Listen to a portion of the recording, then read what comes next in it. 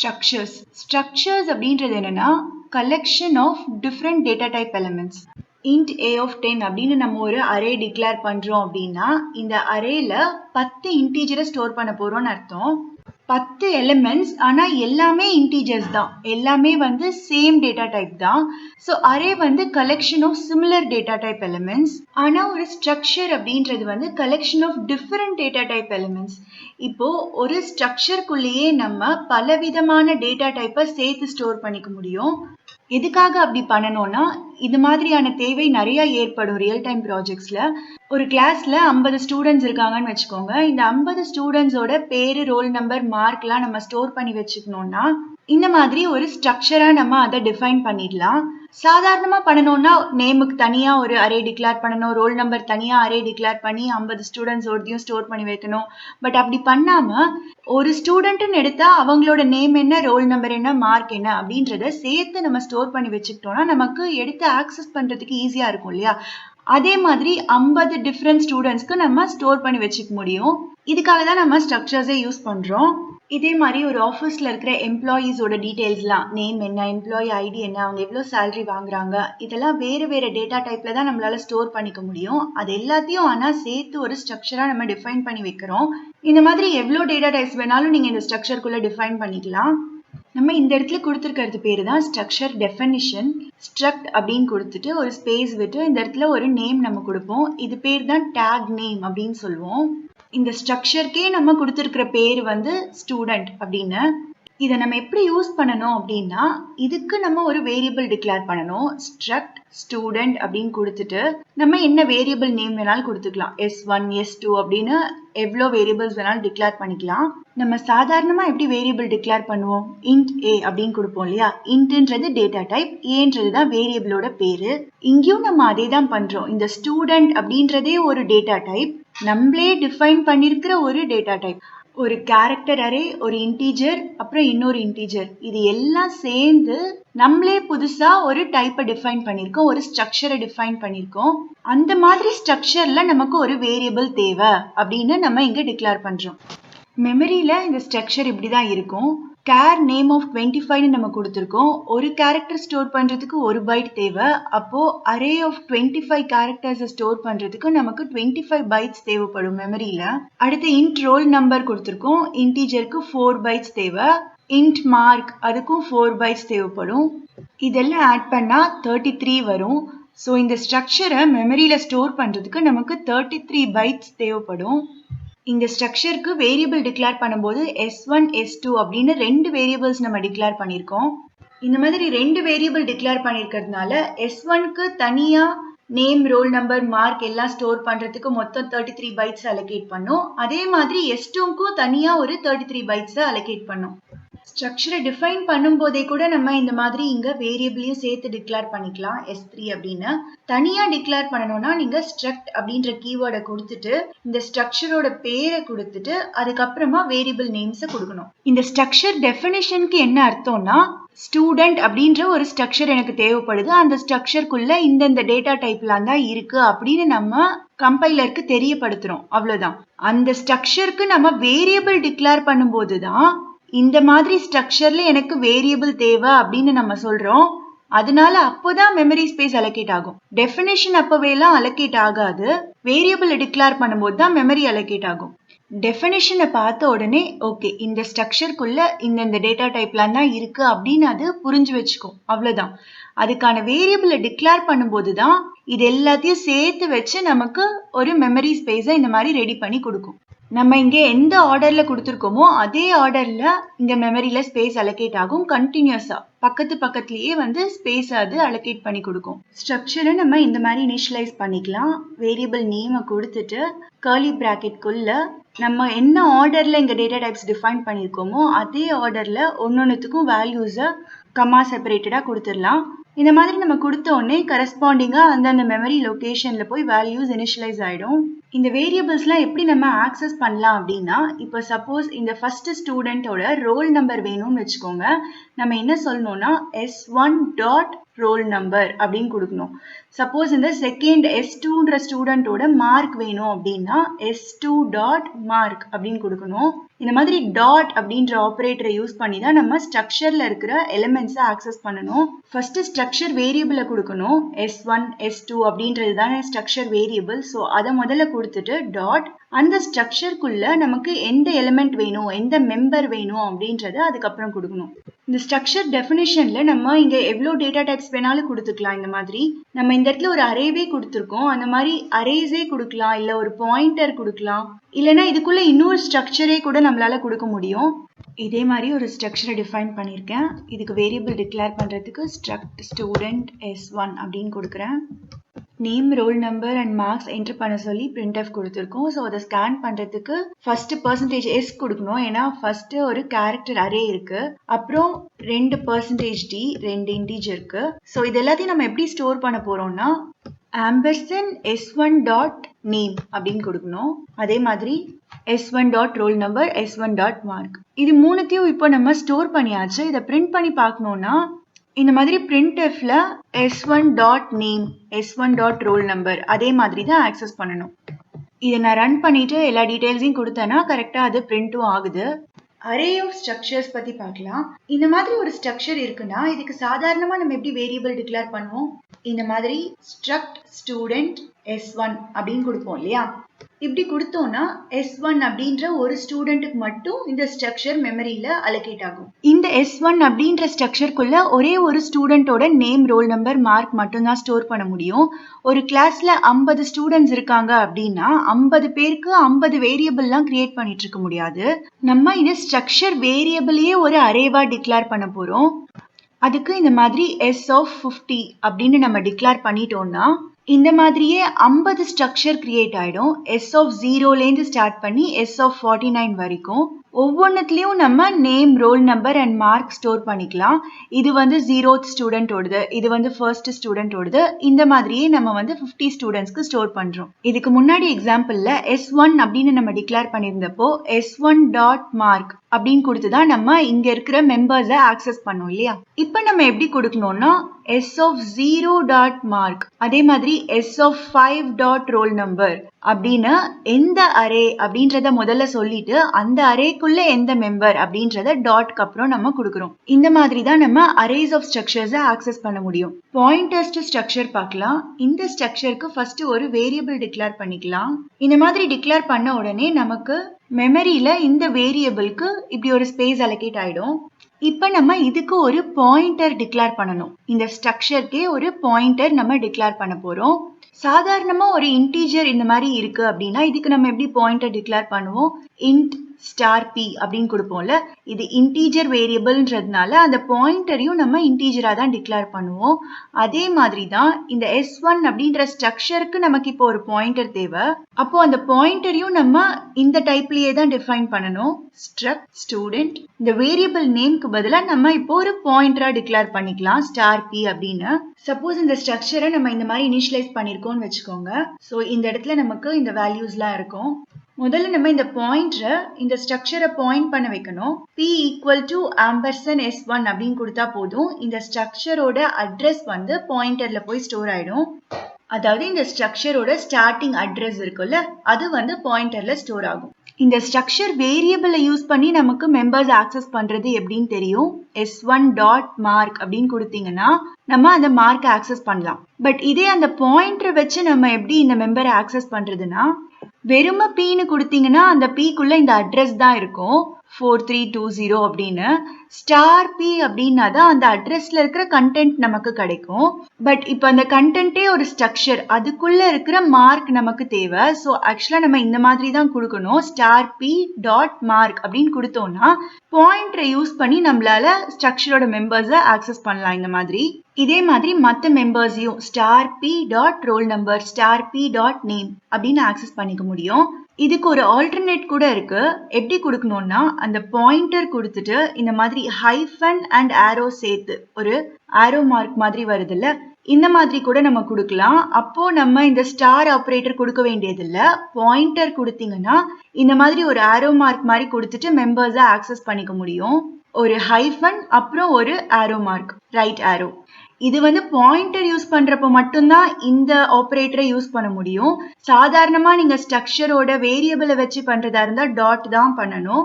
பாயிண்டருக்கு மட்டும் நீங்க இப்படியும் பண்ணலாம், இல்ல இந்த ஆபரேட்டரை யூஸ் பண்ணியும் பண்ணலாம். இது வந்து அவ்வளோ ரீடபிளா இல்ல அப்படின்றதுக்காக நமக்கு இந்த ஆபரேட்டரை டிசைன் பண்ணி கொடுத்துருக்காங்க. இதுக்கு முன்னாடி நம்ம பார்த்த அரேஸ் ஆஃப் ஸ்ட்ரக்சர்ஸும் சரி, இந்த பாயிண்டர்ஸ் டு ஸ்ட்ரக்சர், இந்த ரெண்டு கான்செப்டும் உங்களுக்கு ரொம்ப கிளியரா புரியணும். இதை வச்சு நிறைய ப்ரோக்ராம்ஸ் நீங்க ட்ரை பண்ணி பாருங்க. ஏன்னா இது தெரிஞ்சாதான் இதுக்கப்புறம் அட்வான்ஸ்ட் கான்செப்ட் சில நீங்க டேட்டா ஸ்ட்ரக்சர்ஸ், லிங்க் லிஸ்ட் அதெல்லாம் படிக்கணும்னு நினைச்சீங்கன்னா இது தெரிஞ்சாதான் அதெல்லாம் புரியும். இதுதான் அதுக்கு ரொம்ப பேசிக்கான விஷயம். ஒரு தடவையும் நம்ம struct student S1, struct student star P அப்படின்னு கொடுக்கறதுக்கு பதிலாக டைப் டெஃப் அப்படின்னு ஒன்று இருக்கு. அதை யூஸ் பண்ணி ஸ்ட்ரக்ட் ஸ்டூடெண்ட்டுக்கு பதிலாக நான் STU அப்படின்ற பேரை கொடுக்குறேன் அப்படின்னு நீங்க டிஃபைன் பண்ணிட்டீங்கன்னா அந்த பேரை யூஸ் பண்ணியே வேரியபிள்ஸ்லாம் டிக்ளேர் பண்ணிக்கலாம், பாயிண்டர்ஸையும் டிக்ளேர் பண்ணிக்கலாம் அந்த ஸ்ட்ரக்சருக்கு.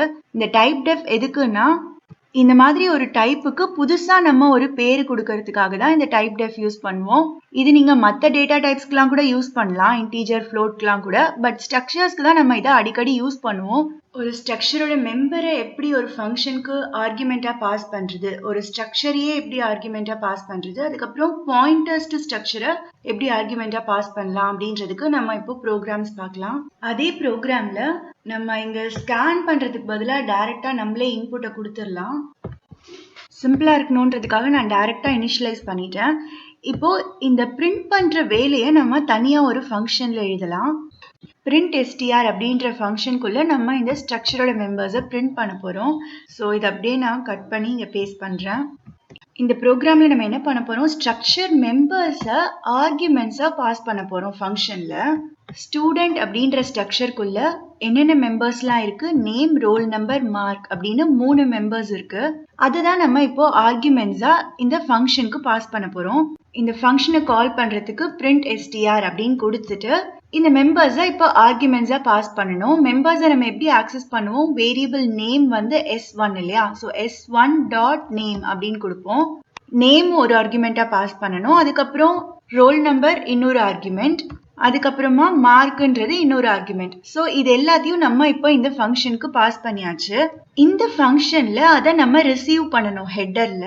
ஸோ ஆர்குமெண்ட்ஸ்க்கு நம்ம இப்போ டிக்ளரேஷன் மாதிரி எழுதணும், டேட்டா டைப்போட கொடுக்கணும் இல்லையா ஃபங்க்ஷன் ஹெட்டர்ல. இங்க என்ன நம்ம கொடுத்துருக்கோமோ அதே தான் கொடுக்க போறோம். ஸோ ஃபர்ஸ்ட் வந்து ஒரு கேரக்டர் அரே நமக்கு கிடைக்க போகுது. கேரக்டர் அரே, அதுக்கும் நம்ம நேம்னே பேர் வச்சுக்கிறோம். அரே அப்படின்னு சொல்றதுக்காக நம்ம இந்த மாதிரி ஸ்கொயர் பிராக்கெட் கொடுக்கணும். சைஸை மென்ஷன் பண்ண வேண்டிய அவசியம் கிடையாது எப்பவுமே இந்த ஃபங்க்ஷன் ஹெட்டர்ல. இந்த மாதிரி ஸ்கொயர் பிராக்கெட் மட்டும் கொடுத்தா போதும், அது வந்து ஒரு அரேன்னு புரிஞ்சுக்கும். ஆல்ரெடி நமக்கு இங்க என்ன சைஸ்ல இருக்கோ அது அப்படியே வந்து இங்க காப்பி ஆயிடும். இப்போ அடுத்தது int ரோல் நம்பர் அப்படின்னே கொடுக்கலாம். இன்னொன்று வந்து int மார்க். இங்க நம்ம ஸ்ட்ரக்சரோட மெம்பர்ஸை ஆர்குமெண்டா பாஸ் பண்ணியிருக்கோம். ஒரே ஒரு நேமை தான் நம்ம பாஸ் பண்றோம். அதனால அதை ரிசீவ் பண்ணிக்கிறதுக்கு ஒரு கேரக்டர் அரேவை நம்ம இங்க டிக்ளேர் பண்ணியிருக்கோம். அதே மாதிரி ஒரு இன்டீஜர் வரப்போகுது, அதை வந்து இன்னொரு இன்டீஜர்ல நம்ம இங்க வாங்கிக்கிறோம். மார்க்குக்கும் இன்டீஜரா டிக்ளேர் பண்ணியிருக்கோம். ஸோ இப்போ இந்த ஃபங்க்ஷனுக்குள்ள பார்த்தீங்கன்னா S1 அப்படின்றதுக்கு வேலையே கிடையாது. டைரக்டா நம்ம நேம் அப்படின்னே கொடுத்தா போதும். ஏன்னா நேம் அப்படின்ற ஒரு வேரியபிள்ல தான் நம்ம இப்போ இன்ஃபர்மேஷனை காப்பி பண்ணியிருக்கோம். ஸோ இந்த S1 கொடுக்காம டைரக்டா அந்த வேரியபிள் நேம்ஸை வச்சு நம்ம இங்க ஆக்சஸ் பண்ணிக்கலாம்.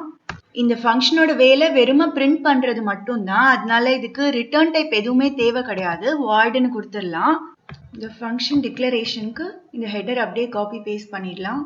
வேரியபிள் நேம்ஸ்லாம் தேவையில்லை.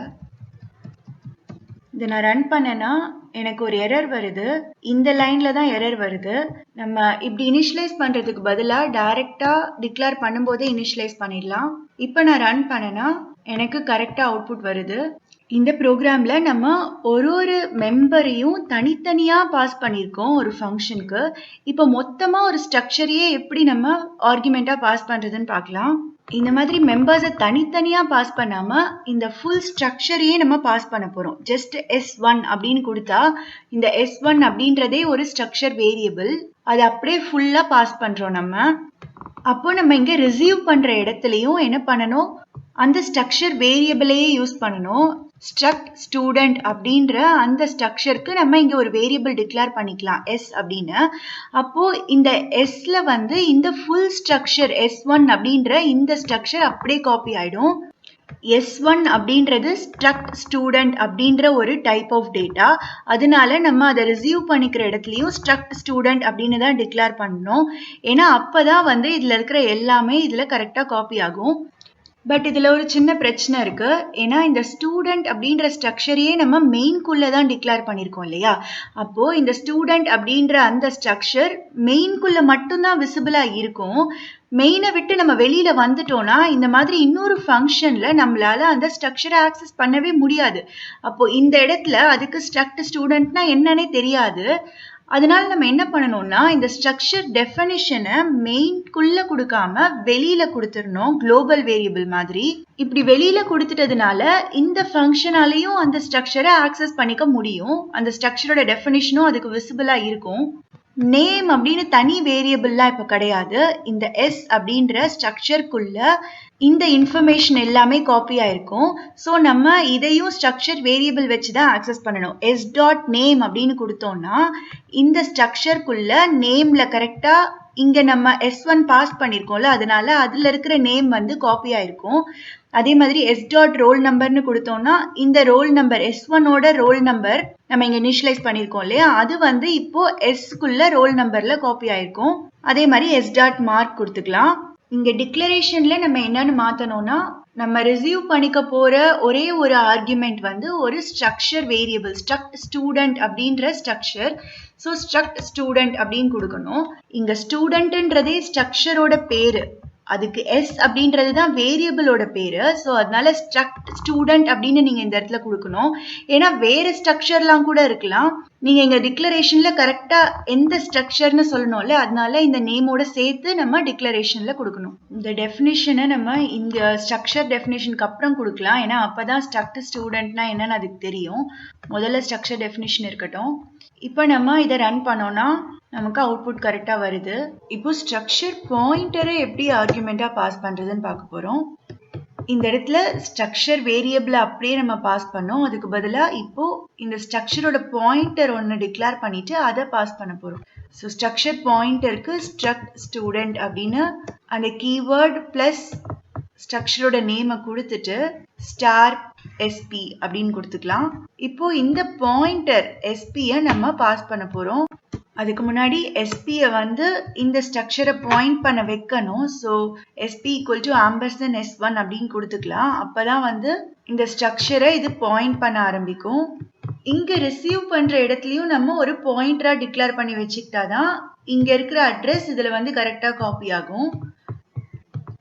sp அப்படின்ற ஆர்குமெண்ட்டை பாஸ் பண்றோம். அதை எப்படி டிக்ளேர் பண்ணிருக்கோமோ அதே மாதிரி தான் இந்த இடத்துலயும் நம்ம டிக்ளேர் பண்ணணும். ஸ்ட்ரக்ட் ஸ்டூடெண்ட் ஸ்டார் pன்னு கொடுத்துக்கலாம். இப்போ இந்த ஸ்ட்ரக்சர் பாயிண்டருக்குள்ள இந்த ஃபங்க்ஷன் கால் ஆகும்போது இந்த அட்ரஸ் கரெக்டா வந்து ஸ்டோர் ஆயிடும். பாயிண்டரை வச்சு மெம்பர்ஸை ஆக்சஸ் பண்ணணும்னா நம்ம வந்து p இந்த மாதிரி ஆரோ மார்க் கொடுத்து ஆக்சஸ் பண்ணணும். இங்க டிக்ளரேஷன்லயும் நம்ம பாயிண்டர் அப்படின்றத மென்ஷன் பண்ணிடலாம். அவ்வளவுதான். இப்போ நம்ம இதை ரன் பண்ணி பார்த்தோம்னா நமக்கு கரெக்டா ரிசல்ட் வருது. இங்க நம்ம புதுசா ஒரு பாயிண்டர் வேரியபிள் டிக்ளேர் பண்ணிட்டு அதுல அந்த ஸ்ட்ரக்சரோட அட்ரஸை ஸ்டோர் பண்ணிட்டு அந்த பாயிண்டரை பாஸ் பண்றோம் இல்லையா, அப்படி பண்ணாம டைரக்டா இந்த ஸ்ட்ரக்சரோட அட்ரஸையே நம்ம பாஸ் பண்ணிடலாம். இதை பண்றதுக்கு பதிலா டைரக்டா இந்த ஆம்பர்சன் s1-ஐயே நம்ம பாஸ் பண்ணிட்டு அதை ஒரு பாயிண்டர்ல ரிசீவ் பண்ணி கூட இதே மாதிரி நம்ம ப்ரோக்ராம் எழுதலாம். ஸோ ஒரு ஃபங்க்ஷனுக்கு எப்படி ஸ்ட்ரக்சர் மெம்பரை தனித்தனியாக பாஸ் பண்ணுறது, ஸ்ட்ரக்சர் வேரியபிளே எப்படி பாஸ் பண்ணுறது, அப்புறம் பாயிண்டர்ஸ் டு ஸ்ட்ரக்சர் எப்படி பாஸ் பண்ணுறதுன்றதெல்லாம் பார்த்துட்டோம். நம்ம இப்போ ரிட்டர்னிங் ஃப்ரம் அ ஃபங்க்ஷன் ஒரு ஸ்ட்ரக்சரையே எப்படி ரிட்டர்ன் பண்ணலாம் அண்ட் பாயிண்டர்ஸ் டு ஸ்ட்ரக்சரை எப்படி ரிட்டர்ன் பண்ணலான்னு பார்க்கலாம். இதுக்கு முன்னாடி எழுதின ப்ரோக்ராம் எடுத்திருக்கேன். இந்த ஃபங்க்ஷன் வந்து பிரிண்ட் பண்ணுற மாதிரி நம்ம எழுதியிருந்தோம். பட் இப்போ நம்ம ஒரு ஸ்ட்ரக்சரையே ரிட்டர்ன் பண்ணுற மாதிரி ஃபங்க்ஷன் எழுதணும். ஸோ அப்போ பிரிண்ட் பண்ணுற மாதிரி எழுதினா சரியாக வராது. நம்ம என்ன பண்ணலாம்னா ஒரு ஸ்ட்ரக்சரே கிரியேட் பண்ணி கொடுக்குற மாதிரி ஒரு ஃபங்க்ஷன் எழுதிக்கலாம். கிரியேட் str அப்படின்னு நான் ஒரு ஃபங்க்ஷன் எழுத போறேன். இந்த ஃபங்க்ஷனோட வேலை என்னன்னா ஒரு ஸ்ட்ரக்சரை கிரியேட் பண்ணி இங்க மெயின்க்கு ரிட்டர்ன் பண்றது தான். ஸோ அந்த ஸ்ட்ரக்சருக்கு நான் இங்க இனிஷியலைஸ் பண்ணிருக்கிற வேல்யூஸ் எல்லாம் ஆர்குமெண்ட்ஸா பாஸ் பண்ண போறேன். இந்த ஃபங்க்ஷன் வந்து ஒரு ஸ்ட்ரக்சரை கிரியேட் பண்ணி நமக்கு கொடுக்க போகுது. அதை வந்து வாங்கி நம்ம இந்த S1ல ஸ்டோர் பண்ணிக்கலாம். இந்த இனிஷியலைசேஷனை எடுத்துடலாம். இந்த ஃபங்க்ஷனோட வேலையே ஒரு ஸ்ட்ரக்சரை கிரியேட் பண்ணி தருதுதான். அதனால நம்ம என்ன பண்றோம்னா இந்த வேல்யூஸ்லாம் மட்டும் பாஸ் பண்ணி இதெல்லாம் இருக்கிற மாதிரி எனக்கு ஒரு ஸ்ட்ரக்சரை கிரியேட் பண்ணி கொடு அப்படின்னு நம்ம இந்த ஃபங்க்ஷனுக்கு சொல்ற மாதிரி அர்த்தம். ஸோ அது வந்து கிரியேட் பண்ணி கொடுத்துச்சுன்னா அதை வாங்கி நமக்கு ஸ்டோர் பண்ணிக்கிறதுக்கு ஒரு ஸ்ட்ரக்சர் வேரியபிள் தேவை இல்லையா? அது ஸ்ட்ரக்சரை தான் ரிட்டர்ன் பண்ண போகுது. ஸோ அதுக்கு நம்ம இந்த வேரியபிளை யூஸ் பண்ணிக்கிறோம். ஸோ இங்கே ஃபங்க்ஷன் பேரை நம்ம மாத்திடலாம். இப்போ இந்த ஃபங்க்ஷன் என்ன ரிசீவ் பண்ண போகுதுன்னா 3 ஆர்குமெண்ட்ஸ் வருது. அந்த 3 ஆர்குமெண்ட்டை நம்ம இந்த மாதிரி ரெகுலர் வேரியபிள்ஸ் வச்சு தான் ரிசீவ் பண்ணிக்க முடியும். ஏன்னா இது வந்து ஒரு சாதாரண ஸ்ட்ரிங் கேரக்டர் அரே. ஸோ அதனால நம்ம அதை ஒரு கேரக்டர் அரே வச்சு ரிசீவ் பண்ணிக்கிறோம். இது ஒரு சாதாரண இன்டீஜர். அதை நம்ம இந்த மாதிரி ரிசீவ் பண்ணிக்கிறோம் ஒரு இன்டீஜர் வேரியபிள்ல. இந்த ஃபங்க்ஷனுக்குள்ள பிரிண்ட்லாம் நம்ம பண்ண போறது இல்லை. நம்ம இப்போ ஒரு ஸ்ட்ரக்சர் வேரியபிளை டிக்ளேர் பண்ணி அதை இந்த வேல்யூஸ் வச்சு இனிஷியலைஸ் பண்ண போறோம். ஸோ ஸ்ட்ரக்ட் ஸ்டூடெண்ட் எஸ் அப்படின்னு டிக்ளேர் பண்ணிக்கலாம். இந்த வேரியபிளுக்கு நம்ம எப்படி இனிஷியலைஸ் பண்ணணும் அப்படின்னா S dot name is equal to இப்போ நமக்கு இங்க கிடைச்சிருக்கிற நேம், அதே மாதிரி எஸ் டாட் ரோல் நம்பர் என்னன்னா நமக்கு இந்த ஃபங்க்ஷனுக்கு ஆர்குமெண்டா வந்திருக்கிற இந்த ரோல் நம்பர். ஸோ ரோல் நம்பர்னு கொடுத்துக்கலாம். எஸ் டாட் மார்க் வந்து இங்க நமக்கு ஆர்குமெண்ட்ல இருக்கிற மார்க். ஸோ ஒரு ஸ்ட்ரக்சர் வேரியபிளை கிரியேட் பண்ணிட்டோம், அதை இனிஷியலைஸும் பண்ணிட்டோம் நமக்கு கிடைச்ச ஆர்குமெண்ட்ஸை வச்சு. இப்போ நம்ம அந்த வேரியபிளை ரிட்டர்ன் பண்ணணும் இல்லையா? ரிட்டர்ன் எஸ் அப்படின்னு கொடுத்தா போதும். இந்த ஸ்ட்ரக்சர் வேரியபிளையே ரிட்டர்ன் பண்ண போறோம், ஃபுல் ஸ்ட்ரக்சரையே. ஸோ இங்க ரிட்டர்ன் டைப் என்ன கொடுக்கணும்? ஸ்ட்ரக்ட் ஸ்டூடெண்ட் அப்படின்றதையே நம்ம இங்க ரிட்டர்ன் டைப்பா கொடுக்கணும். நம்ம இங்க ஒரு ஸ்ட்ரக்சரை தான் ரிட்டர்ன் பண்றோம். அதுக்காக வெறும் ஸ்ட்ரக்ட் அப்படின்னு மட்டும் ரிட்டர்ன் டைப் கொடுத்தா பத்தாது. ஏன்னா ஒரு ப்ரோக்ராம்குள்ள நிறைய ஸ்ட்ரக்சர் இருக்கலாம். எந்த ஸ்ட்ரக்சரை ரிட்டர்ன் பண்றோன்றதையும் நம்ம கிளியரா கொடுக்கணும். ஸ்ட்ரக்ட் ஸ்டூடெண்ட் அப்படின்ற அந்த ஸ்ட்ரக்சரை தான் நம்ம ரிட்டர்ன் பண்றோம். ஸோ அதை நீங்க ஃபுல்லா ரிட்டர்ன் டைப்ல கொடுக்கணும். ஓகே, இப்போ நம்ம டிக்ளரேஷன்லையும் மாத்திடலாம். இந்த ஹெடரை அப்படியே காப்பி பேஸ்ட் பண்ணிட்டு வேரியபிள் நேம்ஸ் எல்லாம் எடுத்துட்டோம்னா நமக்கு டிக்ளரேஷன் கிடைச்சிரும். இந்த ஃபங்க்ஷன் கால் முடிஞ்ச உடனே இந்த S1 அப்படின்ற ஸ்ட்ரக்சர் வேரியபிள்ல இந்த வேல்யூஸ்லாம் இனிஷியலைஸ் ஆகி இருக்கும். பட் அது கரெக்டா ஆச்சான்னு தெரிஞ்சுக்கிறதுக்கு நம்ம அதை பிரிண்ட் பண்ணி பார்த்துடலாம். இதை ரன் பண்ணும்போது எனக்கு இந்த இடத்துல எரர் வருது. ஏன் அப்படின்னா இந்த மாதிரி மற்ற வேரியபிள்ஸ்லாம் நம்ம அசைன்மெண்ட் ஆப்ரேட்டர் யூஸ் பண்ணி காப்பி பண்ற மாதிரி ஸ்ட்ரிங்ஸை ஈக்குவல் டு வச்சு காப்பி பண்ண முடியாது. அதுக்கு ஸ்ட்ரிங் காப்பி அப்படின்னு ஒரு ஃபங்க்ஷன் இருக்கு, அதுதான் யூஸ் பண்ணணும். இந்த மாதிரி strcpyன்னு கொடுத்துட்டு எங்க காப்பி ஆகணுமோ அதை முதல்ல கொடுக்கணும், எதுலேருந்து காப்பி பண்ணணுமோ அதை ரெண்டாவதா கொடுக்கணும். டெஸ்டினேஷனை ஃபர்ஸ்ட் கொடுத்துட்டு சோர்ஸை ரெண்டாவதா கொடுக்கணும். ஸோ இந்த சின்டாக்ஸ் நீங்க தெரிஞ்சு வச்சுக்கணும். அந்த ஃபங்க்ஷனை யூஸ் பண்ணணும்னா நம்ம string.h அப்படின்ற ஹெடர் ஃபைலை இன்க்ளூட் பண்ணணும். ஏன்னா அதுக்குள்ளதான் அந்த ஃபங்க்ஷனோட டெஃபினிஷன் இருக்கு. இப்போ நம்ம ரன் பண்ணோம்னா நமக்கு கரெக்டா ரிசல்ட் வருது. இப்போ இந்த ஸ்ட்ரக்சரை அப்படியே ஃபுல்லா ரிட்டர்ன் பண்றதுக்கு பதிலாக அதோட பாயிண்டரை எப்படி நம்ம ரிட்டர்ன் பண்றதுன்னு பார்க்கலாம். ஸோ பாயிண்டரை டிக்ளேர் பண்ணிட்டு அதுக்கப்புறம் அதுல அட்ரஸை ஸ்டோர் பண்ணி ரிட்டர்ன் பண்ணணும்ன்றது இல்லை, டைரக்டா $s அப்படின்னே நம்ம ரிட்டர்ன் பண்ணிடலாம். இது வந்து ஒரு பாயிண்டர்ல தான் இதை நம்ம ஸ்டோர் பண்ண முடியும்ன்றதுனால இங்க ரிட்டர்ன் டைப்பை ஸ்ட்ரக்ட் ஸ்டூடெண்ட் ஸ்டார்னு கொடுத்துக்கலாம். இங்க டிக்ளரேஷன்லயும் நான் மாத்திக்கிறேன். இந்த இடத்துல ரிட்டர்ன் ஆகிற வேல்யூவை ரிசீவ் பண்ணும்போதும் நம்ம ஒரு பாயிண்டரை வச்சு தான் ரிசீவ் பண்ணணும். ஸோ நம்ம இங்க ஒரு பாயிண்டரை டிக்ளேர் பண்ணிக்கலாம். வேரியபிளுக்கு பதிலாக $p அப்படின்னு நான் கொடுக்குறேன். இங்க அந்த பாயிண்டரை வச்சு நம்ம இந்த ஃபங்க்ஷன் ரிட்டர்ன் பண்ற பாயிண்டரை ரிசீவ் பண்ணிக்கலாம். இப்போ இந்த பாயிண்டரை வச்சு நம்ம மெம்பர்ஸை ஆக்சஸ் பண்ணணும்னா இந்த மாதிரி ஆப்ரேட்டர் யூஸ் பண்ணணும். இப்போ நான் இதை ரன் பண்ணி பார்க்குறேன். எனக்கு அவுட்புட் ஒழுங்கா வரல, நல் அப்படின்னு வருது. ஏன் நல் அப்படின்னு வருதுன்னா இதுக்கு முன்னாடியே நம்ம இந்த மாதிரி ஒரு சினாரியோ பார்த்துருக்கோம். இங்க நான் ஒரு ஃபங்க்ஷனை கால் பண்றேன். ஸோ எக்ஸிக்யூஷன் இங்க வந்துட்டு ஸ்ட்ரக்ட் ஸ்டூடெண்ட் எஸ் அப்படின்ற வேரியபிள் டிக்ளரேஷனை அது லோக்கல் வேரியபிளா தான் டிக்ளேர் பண்ணும். இனிஷியலைஸ்லாம் பண்ணிடும். அதோட அட்ரஸை நம்ம ரிட்டர்ன் பண்றோம். ஆனா இந்த ஃபங்க்ஷன் முடிஞ்சு இங்க திரும்பி வந்த உடனே என்ன ஆகும்னா இந்த ஃபங்க்ஷனுக்கு அலோகேட் பண்ணி வச்சிருந்த ஸ்பேஸை எல்லாம் அது டீஅலோகேட் பண்ணி விட்டுரும். அப்போ அதுக்குள்ள நம்ம வச்சிருந்த வேரியபிள் எல்லாமே போயிடும் இல்லையா? ஸோ நம்ம அந்த டீஅலோகேட் பண்ண அட்ரஸ்க்குள்ள ஏதாவது இருக்கான்னு இங்க ஆக்சஸ் பண்ண ட்ரை பண்றோம். ஆப்வியஸா எதுவும் இருக்காது. ஸோ இந்த பிரச்சனையை எப்படி நம்ம சால்வ் பண்ணணும்? இந்த வேரியபிள் இந்த ஃபங்க்ஷனுக்கு மட்டும்தான் சொந்தம் அப்படின்னு இருந்துச்சுன்னா இந்த ஃபங்க்ஷன் முடிஞ்ச உடனே அந்த வேரியபிளும் மெமரியிலே இருக்காது. ஸோ அப்படி இல்லாம இதை ஒரு பொதுவான வேரியபிளா நம்ம வச்சாதான் அதோட பாயிண்டரை ரிட்டர்ன் பண்ணா அதை நம்ம இங்க மெயின் ஃபங்க்ஷன்ல யூஸ் பண்ணிக்க முடியும் இல்லையா? ஸோ ஒரு பொதுவான வேரியபிள்னா குளோபலா வைக்கணும்னு அவசியம் இல்லை, ஸ்டாட்டிக்கா நம்ம வச்சுக்கலாம். ஏன்னா நம்ம ஸ்டாட்டிக்கா டிக்ளேர் பண்ணாலும் அது டேட்டா செக்மெண்ட்ல தான் போய் ஸ்டோர் ஆகும்னு நமக்கு தெரியும். ஸோ இந்த ஃபங்க்ஷன் முடிஞ்ச உடனே இந்த வேரியபிள் வந்து சேஃபா இருக்கும், டீஅலோகேட்லாம் ஆகாது. ஸோ இப்போ நம்ம இதை இங்கே ஆக்சஸ் பண்ண ட்ரை பண்ணோம்னா நமக்கு கரெக்டாக வரணும் ரிசல்ட்டு. நம்ம செக் பண்ணி பார்க்கலாம். இப்போ நமக்கு கரெக்டாக வருது. இதுக்கு முன்னாடி நம்ம ஸ்ட்ரக்சரையே ரிட்டர்ன் பண்ணோம் இல்லையா? அப்போ இந்த பிரச்சனை வரல. ஏன் வரல அப்படின்னா நீங்க எப்பவுமே சாதாரணமா ஒரு வேரியபிளையே ரிட்டர்ன் பண்றீங்க அப்படின்னா அந்த வேரியபிள் அப்படியே இந்த இடத்துல வந்து காப்பி ஆயிடும். ஸோ அந்த லோக்கல் வேரியபிள்லாம் மெமரிலேருந்து டீஅலோகேட் ஆனாலும் பிரச்சனை இல்லை, இங்கே வந்து ஒரு காப்பி ஸ்டோர் ஆகிடும் நமக்கு வேரியபிளாக இருந்துச்சுன்னா. பட் நம்ம இப்போ என்ன பண்ணுறோம், ஒரு பாயிண்டரை ரிட்டர்ன் பண்ணுறோம். ஒரு லோக்கல் வேரியபிளோட பாயிண்டரை நீங்கள் ரிட்டர்ன் பண்ணுறீங்க அப்படின்னா அந்த லோக்கல் வேரியபிளோட அட்ரஸை நீங்கள் ரிட்டர்ன் பண்ணுறீங்கன்னு அர்த்தம். ஸோ லோக்கல் வேரியபிளோட அட்ரஸை நீங்கள் ரிட்டர்ன் பண்ணீங்கன்னா இந்த ஃபங்க்ஷன் முடிஞ்ச உடனே லோக்கல் வேரியபிளே இருக்காது.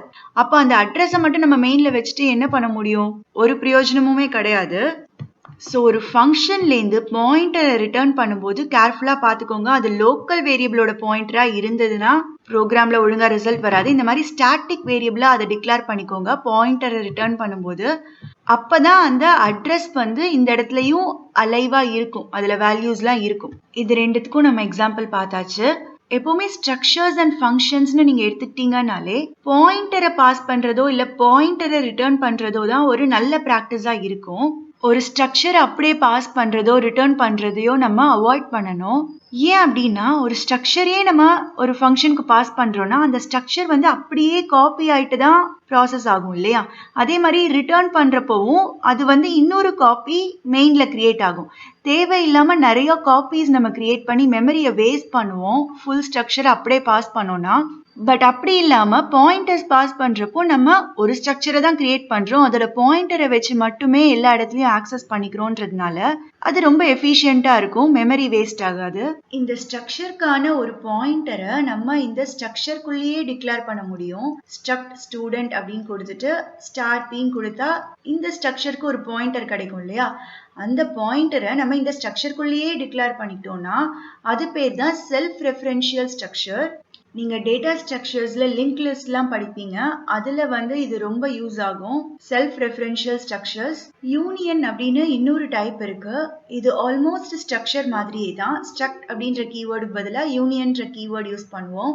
இதில் மேஜர் டிஃப்ரென்ஸே இந்த ஸ்ட்ரக்சரோட மெம்பர்ஸ்லாம் எப்படி மெமரியில் ஸ்டோர் ஆகுது அப்படின்றதுல தான் இருக்குது.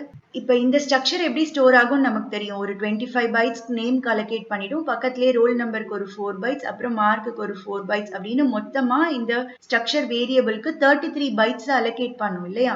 பட் யூனியன் என்ன பண்ணும் அப்படின்னா இந்த மெம்பர்ஸ் எல்லாத்துலேயுமே எதுக்கு இருக்கிறதுலே ஜாஸ்தி ஸ்பேஸ் தேவைன்னு பார்க்கும். இப்போ நேம்க்கு தான் இருக்கிறதுலே ஜாஸ்தி ஸ்பேஸ் தேவை, 25 தேவை இல்லையா? மற்றதுக்கெல்லாம் 4 தான் தேவை.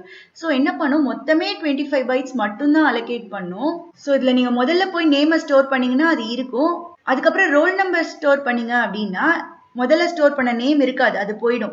இதே இடத்துல ரோல் நம்பரை அதை ஸ்டோர் பண்ணி வச்சுக்கும். ஸோ அட் அ டைம் வந்து ஒரு மெம்பரை தான் யூஸ் பண்ண முடியும், ஆக்சஸ் பண்ண முடியும். அந்த மாதிரி ஏதாவது தேவை ஏற்பட்டுச்சுன்னா நீங்கள் யூனியன் யூஸ் பண்ணிக்கலாம். பெரும்பாலும் நம்ம அவ்வளவா யூனியன்லாம் யூஸ் பண்ண மாட்டோம், எப்போவுமே ஸ்ட்ரக்சர் தான் யூஸ் பண்ணுவோம். பட் மற்றபடி இப்போ நம்ம பார்த்த எல்லாமே பாயிண்டர், வேரியபிள், இந்த மெம்பர்ஸ்லாம் எப்படி ஆக்சஸ் பண்ணுறது எல்லாமே வந்து ரெண்டுத்துக்குமே சேம் தான்.